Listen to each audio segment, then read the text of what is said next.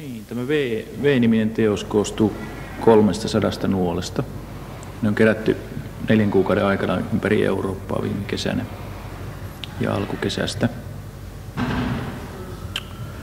Ja niin kuin näkyy, niin nämä on hajantunut näille seinille ympäri huonetta. Ja miten ne on sinne seinille saatu, niin siinä on käytetty sellaisia muoveja, jotka on ruudutettu sentin ruutuihin. Ja sitten mä oon arpomalla saanut sen nuolen paikan. Ja sitten kun se nuolen paikka on määritelty, niin on pitänyt vielä määrittää se nuolen suunta. Ja siinä on käytetty sekuntikelloa, joka on ollut käynnissä koko ton ripustustapahtuma ajan. Ja sitä on välillä pysäytelty ja sen pysäytyksen perusteella, mihin suuntaan se nuoli on osoittanut, niin on tullut nämä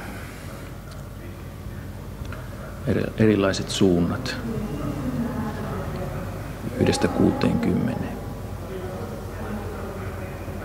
Nuoli on hyvin monen eri kokoisia, on parista millistä tonne puoleen metriin ehkä suurin piirtein.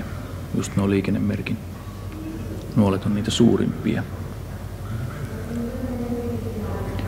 Teoksessa ei käytetä ollenkaan sähkövaloa ja se johtaa siihen, että tämä on niinku riippuvainen auringosta.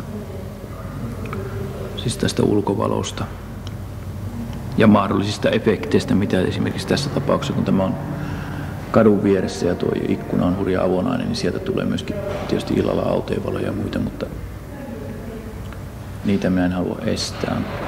Tämän sisävalaistuksen mä oon säätänyt, että sitä ei ole ollenkaan. Tavallaan tämmöistä keinovaloa. Ja toi valo on juuri tässä hyvin tärkeä aiheuttaa sen muutoksen, mikä minua kiinnostaa. Se muuttuu pitkin päivää ja myöskin tietysti tämä teos, koska tämä kierretään useilla paikkakunnilla, niin arvontatulos on takuulla joka kerta erilainen.